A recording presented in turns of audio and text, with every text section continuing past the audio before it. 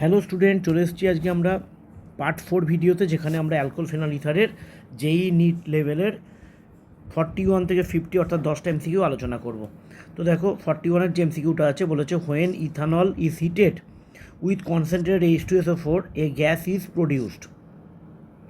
The compound formed when this gas is treated with cold dilute aqueous solution of Baeyer's reagent. অর্থাৎ প্রথম স্টেপটায় কি আছে, ethanol concentrate H2SO4 দিয়েছে, তাহলে এখানে কনসেন্ট্রেট H2SO4 দিলে ওয়াটার মলিকিউলটা বেরিয়ে গিয়ে ইথিলিন, যেহেতু গ্যাস প্রডিউসড বলেছে তাই এখানে ইথিলিন, এখানে ডাইইথাইল ইথারটা হবে না। টেম্পারেচার বলেনি ঠিক কথাই, এখানে টেম্পারেচারটা বলে দিলে ভালো হতো, যে টেম্পারেচার 165 to 170 ডিগ্রি সেন্টিগ্রেড, কিন্তু যেহেতু প্রোডাক্টটা বলে দিয়েছে গ্যাস, তাহলে ইথিলিন হলো। নেক্সট যেটা বলেছে বায়ার্স রিএজেন্টের সঙ্গে রিয়াকশান, দেখো ডবল বন্ডই বায়ার্স রিএজেন্টের সঙ্গে রিয়াকশান করে।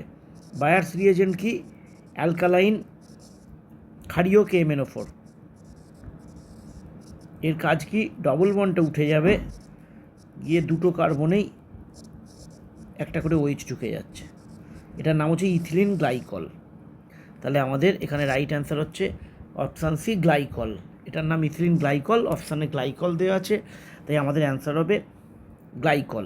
কারণ বলেছে the compound formed when this gas, অর্থাৎ এই গ্যাসটা when treated with cold dilute aqueous solution of Baeyer's reagent, অর্থাৎ এইটা আমাদের জিজ্ঞেস করেছে, তো এটা হবে গ্লাইকল। নেক্সট কোশ্চেন কি আছে, phenol is heated with a solution of mixture of KBr and KBrO3. The major product obtained in the above reaction is, তো এখানে বলেছে ফেনলের সঙ্গে, একটু ঘুরিয়ে দিয়েছে এই কোশ্চেনটা, কিন্তু ভালো কোশ্চেন। KBr দেওয়া হয়েছে, KBrO3 দেওয়া হয়েছে। এখানে আমাদের একটু জানতে হবে যে KBr আর KBrO3 এদের যে রিয়াকশানটা হয়, যে আয়নিক রিয়াকশানটা যদি আমরা লিখি, এটা না লিখলেও কোনো অসুবিধে নেই, কিন্তু বুঝতে তোমাদের অসুবিধা হবে বলে এইটা ফর্মড হয়।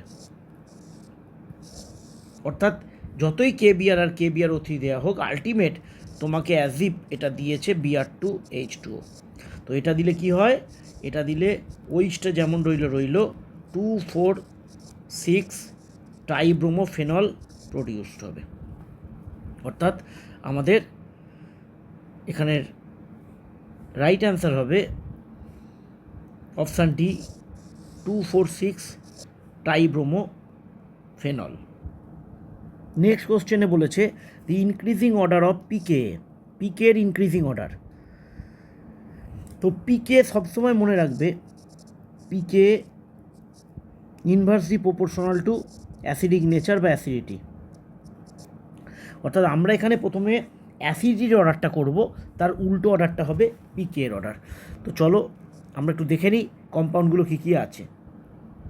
তো দেখো আমি এখানে সবকটার স্ট্রাকচারগুলো লিখে দিয়েছি। এ দেখতে পাচ্ছ 2,4-ডাইনাইট্রোফেনল, 2,4-ডাইনাইট্রোফেনল, 4-নাইট্রোফেনল, ফেনল আমরা জানি, 2,4,5 টাইমিথাইল ফেনল এইটা, আর 3-ক্লোরোফেনল। আমরা জানি -I-R এই ধরনের এফেক্ট যদি থাকে, বিশেষ করে অর্থোপ্যারা পজিশনে, তাহলে সেটার অ্যাসিডিটি সব থেকে বেশি হয়। তো এখানে নো ডাউট দ্যাট এটা সব থেকে অ্যাসিডিটি বেশি, অর্থাৎ এটা অ্যাসিডিটি অর্ডার করছি, সব থেকে বেশি অ্যাসিডিক ইন নেচার। তারপরে -I-R এফেক্ট যেটা রয়েছে সেটা হচ্ছে বি, এই দুটো। আচ্ছা, নেক্সট দেখো CH3 গ্রুপের +I এফেক্ট আছে, ঠিক আছে, Cl এর +R এফেক্ট আছে ঠিকই, কিন্তু আমরা জানি -I এফেক্টের বেশি কার্যকরী, এবং এটা মেটা পজিশনে আছে, তাই -I এখানে কাজ করবে। আর ফেনলে কোনো গ্রুপই নেই, তাই যেহেতু -I আছে, অর্থাৎ ইলেকট্রন উইথড্রয়িং গ্রুপ আছে, তাই 3-ক্লোরোফেনল যেটা আছে সেটা নেক্সট অ্যাসিডিক হবে। আচ্ছা, তারপরে ফেনলে কোনো উইথড্রয়িংও গ্রুপ নেই, কোনো ডোনেটিং গ্রুপও নেই, তাই নেক্সট তারপর হবে ফেনল। আর সবথেকে বাজে অ্যাসিডিক হবে, এখানে যেহেতু ইলেকট্রন ঠেলার গ্রুপ রয়েছে, তো এইটা হবে সবথেকে বাজে অ্যাসিড। এটা হচ্ছে অ্যাসিডিটি অর্ডার। অ্যাসিডিটি অর্ডার এইটা হলে তাহলে আমাদের পিকের অর্ডার হবে, রাইট অ্যান্সার হবে সি, তারপর ডি, তারপর ই, তারপর বি, তারপর এ। এটা হয়ে গেল গ্রেটার দ্যান সাইন, অর্থাৎ এটা ডিক্রিজিং অর্ডার। কিন্তু মাইন্ড ইট, এখানে কিন্তু তোমায় বলেছে ইনক্রিজিং অর্ডার। তাহলে ইনক্রিজিং অর্ডার হলে হবে এ, বি, ই, ডি, সি। এ, বি, ই, ডি, সি। এটা হচ্ছে পিকের ইনক্রিজিং অর্ডার, মানে এ সব থেকে লোয়েস্ট, এ সব থেকে হাইয়েস্ট। আচ্ছা, নেক্সট প্রশ্ন আমাদের যেটা দেখতে পাচ্ছি, একটা রিয়াকশান দিয়েছে, এখানে মেজর প্রোডাক্টটা লিখতে বলেছে। এখানে খুব ক্লিয়ার, SOCl2 দিলে কি হবে, এই ওইচটা রিপ্লেস হবে না, এই ওইচটা রিপ্লেস হবে, আর এই ওইচটা রিপ্লেস হবে, কারণ এই দুটো রেজোনেন্সে টেক পার্ট বা ইনভলভ হয়নি। তাহলে এখানে আমাদের পরিষ্কার আমরা দেখতে পাচ্ছি যে এখানে রাইট অ্যান্সার হচ্ছে অপশান বিটা। এই দুটো সিএল মানে ওইচ রিপ্লেস হয়ে যাবে বাই সিএল। নেক্সট যে প্রশ্নটা, এটার আমরা মেকানিজম করে করব। দেখো যেটা বলেছে 3-bromo-2,2-ডাইমিথাইল বিউটেন, 2,2-ডাইমিথাইল বিউটেন বলেছে, 3-তে ব্রোমো বলেছে।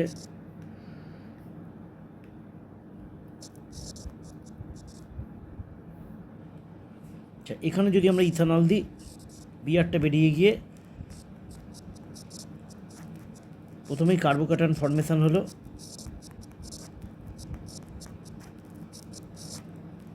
যখনই জেইতে এই ধরনের কোশ্চেন দেবে তোমরা জানবে যেখানে মাইগ্রেশনের হাই চান্স আছে।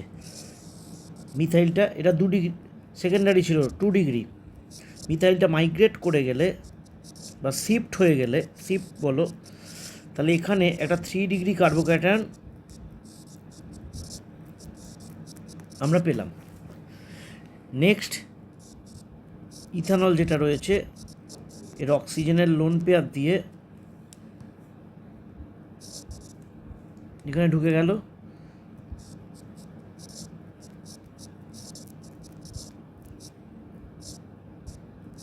OC2H5।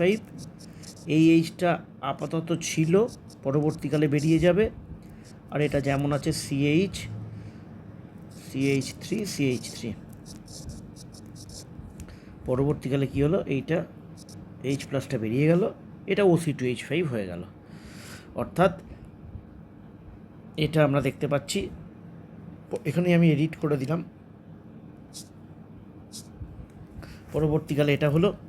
তাহলে এখানে যদি আমরা নাম্বারিং করি 1, 2, 3, 4, তাহলে 2 ইথক্সি, 2তে ইথক্সি আছে, 2 ইথক্সি 2,3 ডাইমিথাইল বিউটেন।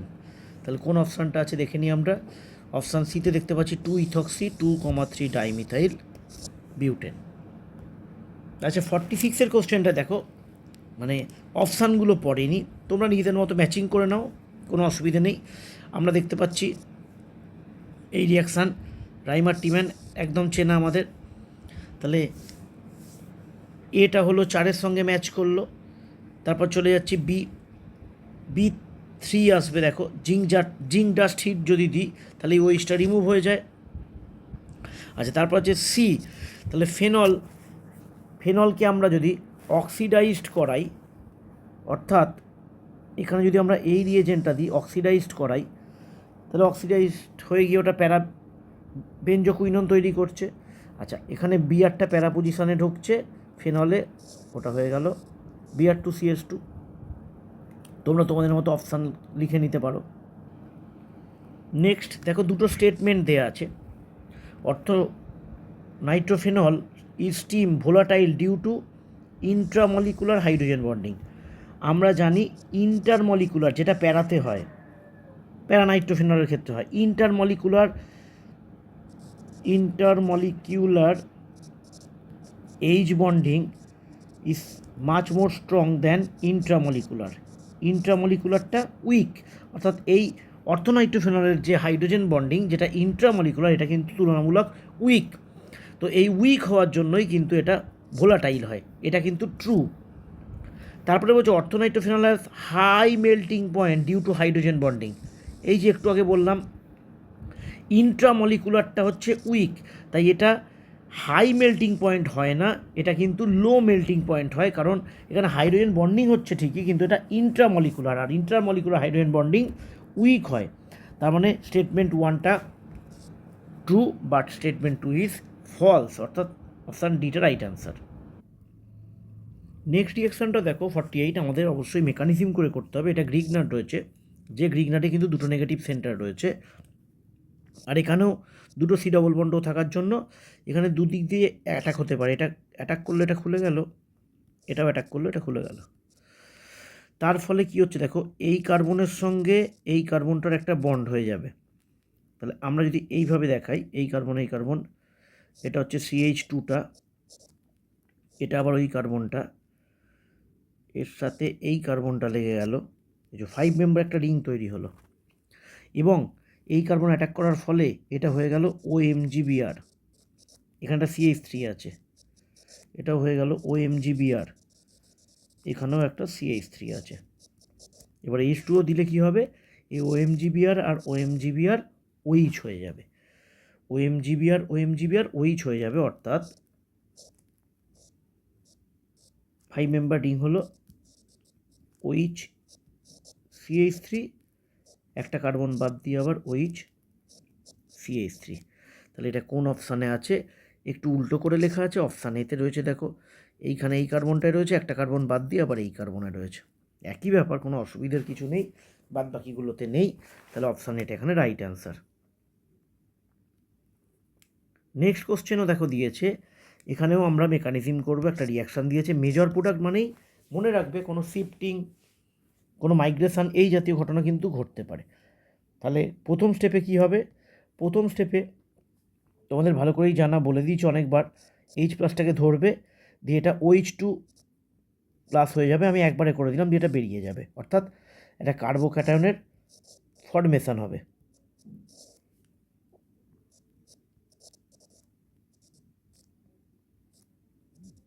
একটা কার্বোক্যাটায়ন ফর্মেশন হলো এখানে। তো নেক্সট স্টেপে কী হবে, এই মিথাইলটা এখান থেকে মাইগ্রেট করলো, মানে শিফট করলো, মিথাইল শিফটের পর এটা মিথাইল আছে এখানে, এখানেও একটা মিথাইল এলো, এখানে একটা মিথাইল এলো, এখানে 3 ডিগ্রি কার্বোক্যাটায়ন জেনারেট করলো। তো এই 3 ডিগ্রি কার্বোক্যাটায়নটা জেনারেট করার ফলে এটা যেহেতু স্টেবল কার্বোক্যাটায়ন তাই শিফট হলো, দিয়ে এটা হলো। দিয়ে নেক্সট স্টেপে কী হবে, এই যে এখানে Hটা আছে, H+ হিসেবে বেরিয়ে যাবে, এখানে এসে ডবল বন্ড হয়ে যাবে, মিথাইল মিথাইল, এটাও মিথাইল, এখানে ডবল বন্ড হয়ে গেল। তাহলে কোনটা রাইট অ্যান্সার হলো আমাদের এখানে, অপশান সিটা আমরা দেখতে পাচ্ছি রাইট অ্যান্সার। এই ভিডিও শেষ প্রশ্ন আজকের, নাম্বার 50, 50টা MCQ। তো দেখো এখানে প্রথমে ডাউ প্রসেস রয়েছে, NaOH রয়েছে, টেম্পারেচার প্রেসার সব দেওয়া আছে, H+ দেওয়া আছে। তাহলে প্রথমে কী হয়ে যাবে, Clটা হয়ে যাবে OH হয়ে গেল। তার পরবর্তীকালে Na2Cr2O7 H2SO4 দেওয়া হলে এটা অক্সিডাইজড হয়ে যাবে, এবং অক্সিডাইজড হয়ে গিয়ে প্যারাবেনজোকুইনন তৈরি হয়ে গেল।